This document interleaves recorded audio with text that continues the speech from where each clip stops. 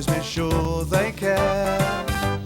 When you're cleaning tack, when you're moving muck, when you're doing all your chores, still you're having fun, you don't seem to mind, 'cause you know you and your horse are friends, friends, they're your friends.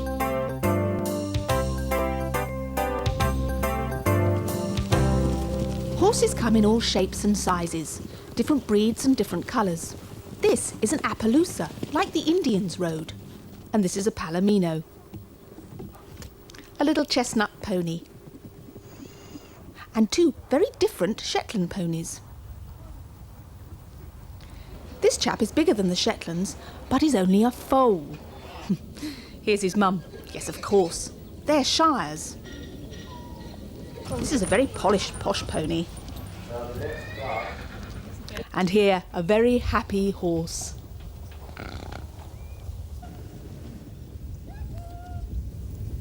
Horses have been granting our wishes for thousands of years.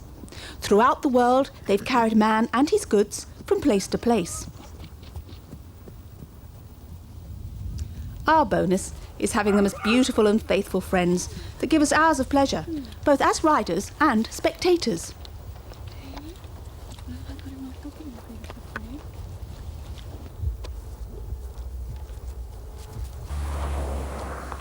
Hello, I'm Louise Hall-Taylor and this is Paddock Farm, and it's going to be our home while we learn about horses. We're going to learn how to look after horses and how to ride them. And Ali Remen, whose home this is going to teach us all we want to know. Ali, what about choosing a first pony to ride? Well, with the first pony, the breed isn't particularly important. It's the size and the temperament that really matters. Yeah, but how do you choose the temperament of a horse? Well, the temperament, you want to talk to the previous owner, find out what sort of riding work it's done. All right, well, let's try and find a mount for Rebecca. Rebecca? Right. Hello, Rebecca. This is Rebecca. Now, how would I find a suitable mount for Rebecca? Now, I know Rebecca very well. Rebecca's 10 years old. She's been doing a lot of riding, gymkhanas, a lot of fun things like that. So she's a competent rider. OK, I'm going to try and find you the horse of your dreams.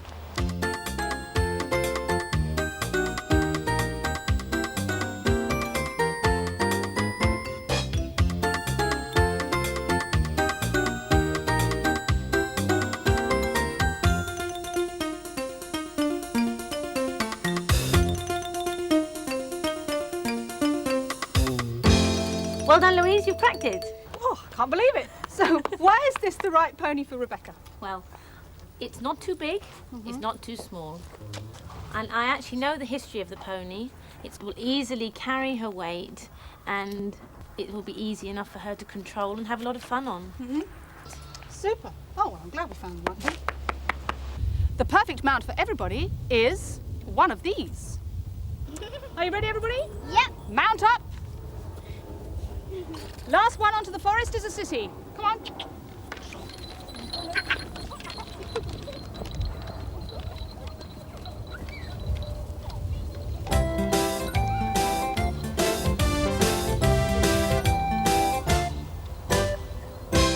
Time to get kitted out for our first lesson.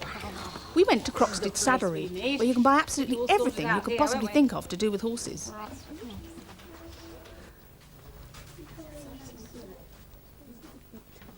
Row upon row of expensive leather saddles. A welly boot for horses? That is basically, you can either have it, you could use it as a poultice boot if you wanted to hold a poultice on, or if a horse has got a very damaged hoof, then it protects it from the hard surface. You wouldn't actually ride him with it, it's a protection, a rep. More and more saddles. Dressage, jumping, hacking, big horses, little ponies. What is this for? Neat's for this is for putting on saddles and There's bridles, oils for keeping the hooves, leather nice soaps and for soft saddles, and supple. pills, potions and Protects poultices against for the weather. ponies, liniments The for horse ligaments. sweats, all that What's this? A string yashmak? No, it's a fly fringe. A selection of bridles and bits to suit all sorts of heads. I got one that's not linked up there. It's got bells And on things it. that glow in the early morning light. You pop it on, so then cars can see you. And pop it on. And you can see how nicely it shows up. It's a bit big for you. Goes down to her knees. But imagine if you were riding early in the morning or something like that. You can really be seen. Well, so much for the horses. Now what about us? Look at those great tail coats. Well, she'd have to be very good at riding, wouldn't you, to live up to your jacket? What would you like to dress up as? I don't know really. Best to be a rider.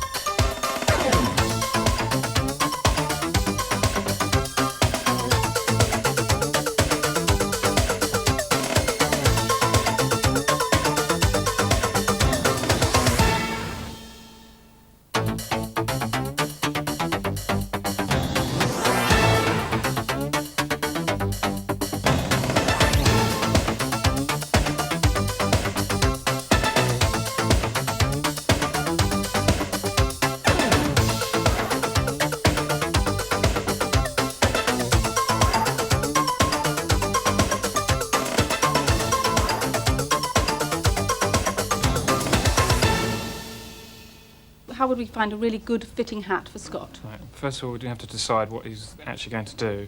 If he's going cross-country, for instance, we need a skull cap, which conforms to BS standard 4472. And first of all, we make sure the hat fits, nice and snug fitting, and it's not too tight on his head anywhere. Okay. This has a sort of leather.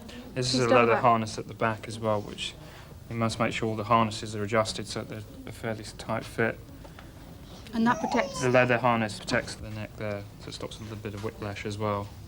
And he's got a chin. And he's got a chin, but the chin holds it on. That's a leather chin strap rather than a plastic one. Now, what about just general riding? If he was going to go for riding lessons and hacking out, would he wear a hat like this? He would still wear a hat to BS 4472, but he would wear a velvet one. He would either wear a skull cap with a velvet cover on it, or he would wear a velvet covered riding hat, and that's one of these. And being a boy, he'd wear black rather than navy. Oh, is that right? Yes. And a good test for the hat is if he just bends forward from the waist, right forward, and the hat shouldn't slip off at all, which that one doesn't. If perhaps you're not sure that your child really wants to take up riding seriously, it's quite an investment, isn't it, for those three? To start with, in the very beginning, you're better to go to a good reputable riding school and they will hire you a hat or even lend you a hat. What about jobbers? Are jobbers really necessary? Well, again, a little bit the same applies. For the first few weeks, send your child in a pair of, tracksuit bottoms or something like that, without the seam on the inside, because it can rub, and fairly tight fitting so they don't get caught in anything. And what about feet? You want to have a shoe with no buckle, a slight heel, a flat sole. Again, eventually it's the best to get a jobber boot.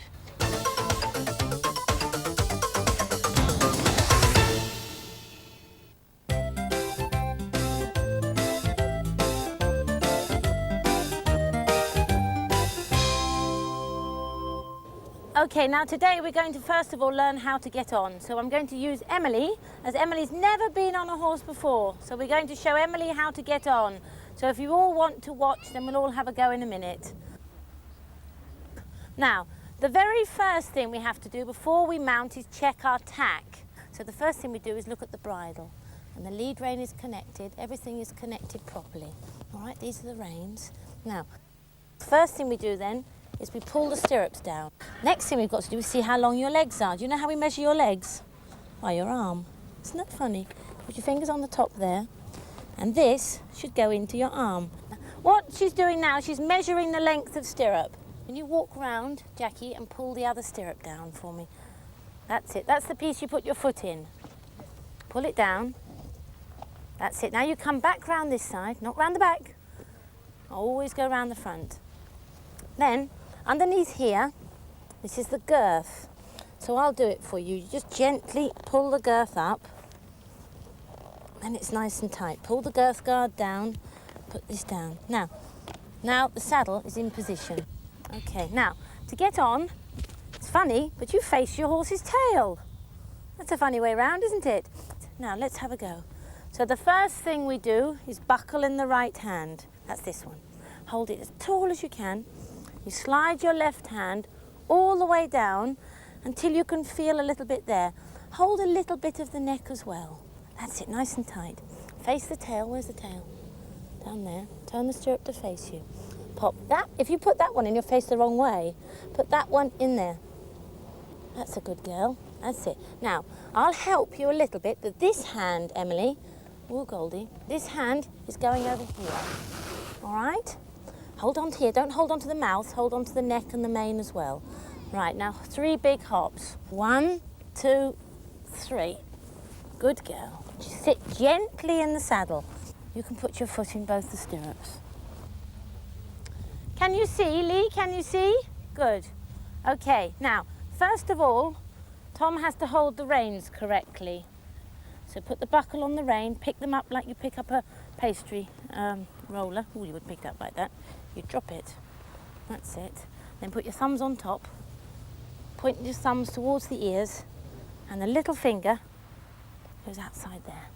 Right, reins just a tiny bit shorter now. I'll hold this, you slide your hands down. That's a good boy. Put your thumb on top of the rein. And we tuck this bit there out of the way. Now, the very basic position that we're working towards is this. It's a straight line. If you imagine a pin stick person on a horse, not saying you're a pin stick person, but now, first thing, he's going to look straight forward between his pony's ears, looking up where he's going. We have a straight line from his ear, bring your shoulders back, to his shoulder, to his hip, and gradually bringing it back to his heel. So push the heel a little bit there. That's it, well done. Now I'll just stand back and see if I've got my perfect pin stick man, all right? Lovely, good boy, very nice. And now another line we have to have is a straight line from his elbow through his hand to the horse's mouth. At the moment it's a little bit of a broken line, all right? So now I want you to lift, sit up, sit up. Don't forget to sit up here. Elbows a little bit bent. So now we have a straight line. Hold them up there. You see, that's it. You've got to hold it up yourself. Otherwise this happens and you're pulling down on the bit. A straight line all the time. That's nice. Lovely, thank you very much. I'd like to go back in the line. Thank you.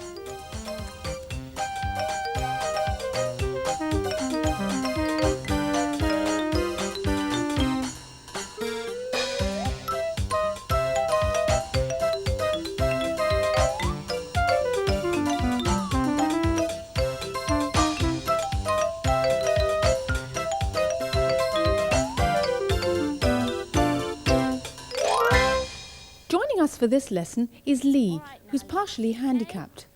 With sympathetic teaching from Ali, he's able to enjoy riding as much as any child. On your toe, but on the ball of your foot there. Now it's difficult to keep your foot there, but we must try and keep it. Now we're all going to quietly walk off. We're going to walk forward. So the first thing you do before you walk forward is you gather up your reins. So Victoria, shorten up your reins, look up at the fence, and quietly a little kick with your leg. Try not to swing it backwards and forwards and walk on. All right. Okay, and the next now.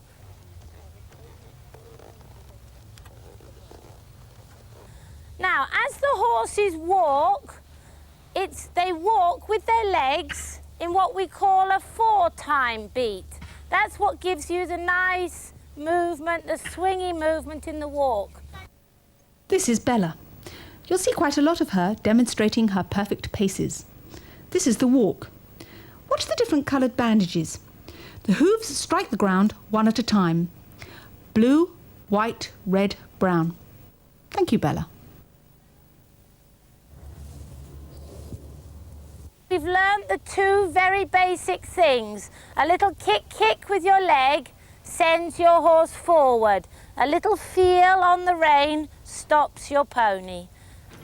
Doing 3 hops and leaping onto the back of the pony is all very well, except what happens if you have short legs like mine and a very big horse?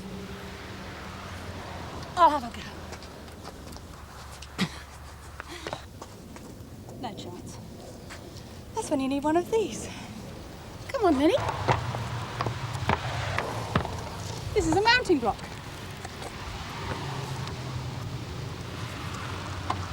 And it makes life much easier. Now I know why you should wear jobbers and not jeans. It's this double seam on the inside of the jeans, which is pressing against the strap, which is jolly uncomfortable. I wonder how I get off. We'd better go back to the lesson.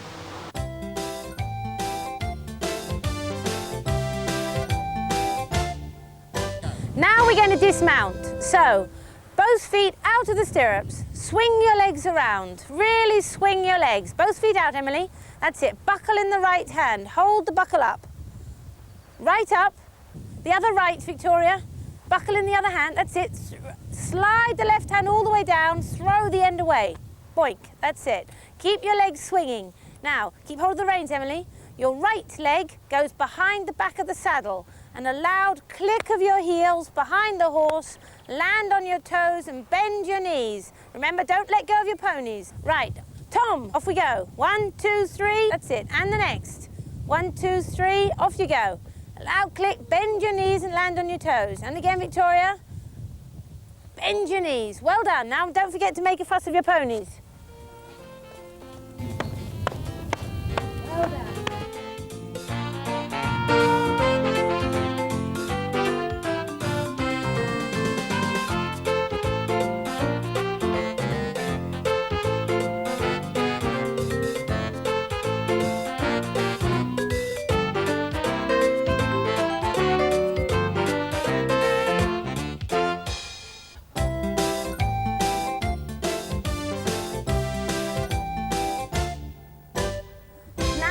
Have our first little trot. Now trot, unlike the walk, is very bouncy. When the horse trots, it moves opposite diagonal legs together, the reds, and then springs to the other diagonals, the whites, creating a 2-time gait. For the very first time we trot, I want you to hold the front of the saddle. Now that's called the pommel. It's the little arch that's in front of you. So you've still got to think of the same position that you had in the walk, but you hold the pommel, and you can all sit up tall and hold it, so you pull yourself into the saddle. Okay, so if we'd all like to walk on, Lee, again, a little kick with your leg, and you become leading file, all right? That's it, good boy. And again, Tom, off you go. Good boy. Maybe not quite so far away from your legs, all right? Now, sitting trot, Lee. Good boy. Good boy, nice and tall, Lee. Well done. Really like a soldier, Lee. Oh, that's bouncy, isn't it? Well done, nice and tall. Keep your left leg as long as you can, Lee. Make that left leg longer. That's a good boy. So, Tom, sit up like that soldier. Come on. All right, then, Jackie, in a minute, we're going to do about 3 or 4 strides of trot and then walk again. All right? Now, I'm here. Keep that heel down. Right, off we go. Trot on. Run a bit, Jackie. Hold tight. Good boy. Very good. You like that? Sit up a bit taller and walk. That's lovely. Now hold tight. Sit up really tall now. That's it, Louise. Leave his head as much as you can. Good girl. Very nice. Pushing the heel down. All right, Louise, that's lovely. That's enough. Now walk on again. Now we've covered the sitting trot. We're now going to do the rising trot. Now, so the rising trot makes it more comfortable for the rider, and most important, it makes it more comfortable for the horse. Now, let's see what the rising trot is. Tom, what's happened to your position? Look at your hands, goodness me. That's it. Now, sit up, let go of the neck strap. In the rising trot now, all you do is stand up in your stirrups now. That's it. Woo, keep your woo. That's it. Can you do this, Emily? Whoa. Now sit. And up. And sit. Not so fast, Emily. Up. And sit. And up. And sit. Right, now take hold of your neck straps. Now, should we have a go one at a time? So if you watch, Emily. Tom, if you want to walk on. Now, a little kick with your leg. You're right, Jackie. Right, and trot on, Tom. Sit up nice and tall and listen to me. Right, up, down, up, down, up, down, up, down, up, down, up, a bit higher, up, down, a more definite up and down. Good boy, up, down, and walk and rest. Well done. Little kick with your leg, Emily.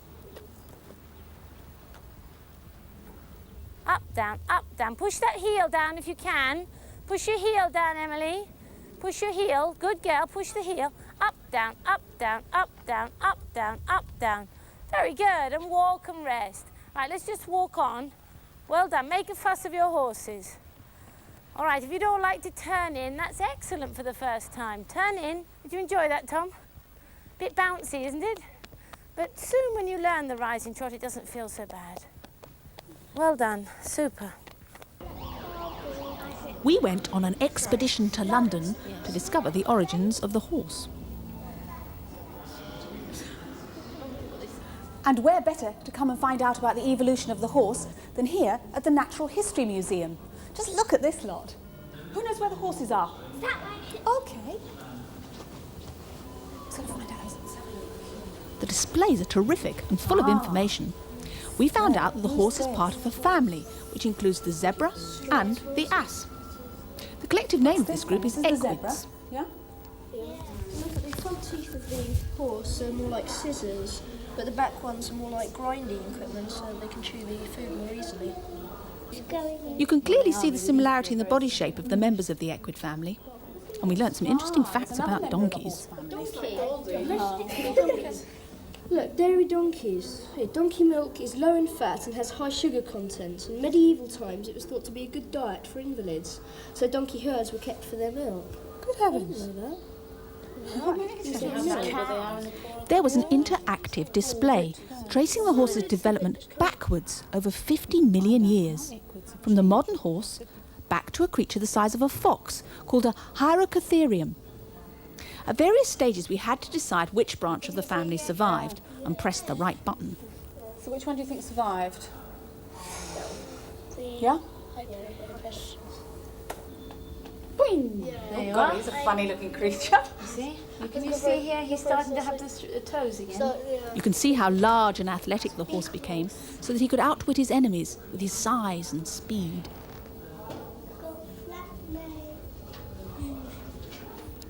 Nearby, there was a complete skeleton of a horse and his mate. The tailbone on the human tucks under. Yeah.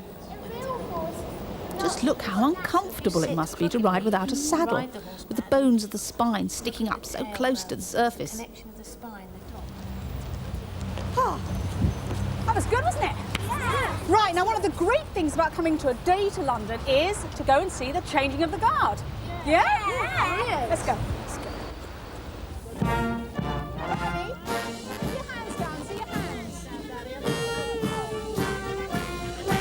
At the changing of the guard, the police horses are used to control the traffic and the crowd. There are over 200 horses in the Metropolitan Police Force. They can serve up to 17 years, usually with the same rider for their entire working lives. Qualifications for the job include being over 16 hands, weighing over half a ton, and having a calm temperament. They have to undergo rigorous training for 6 months to enable them to deal with any situation in the London streets. The policeman told us their horses' names. What are their names? Oracle, Maestro, and Kestrel. Kestrel.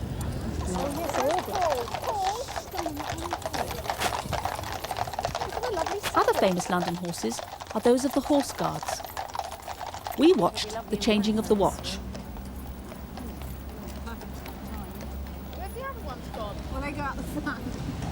They'll be pleased to have a walk. Oh, yes.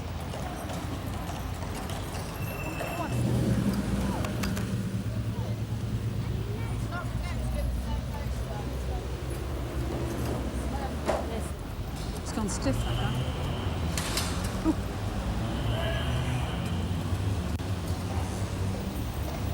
Don't forget to make a fuss of your horse. This is the way. Look, buckle in the left hand, slide the right hand down, throw the. Yeah. After a day in the saddle, even the most advanced rider may experience a slight stiffness in the lower regions. I do hope he's not going disco dancing tonight.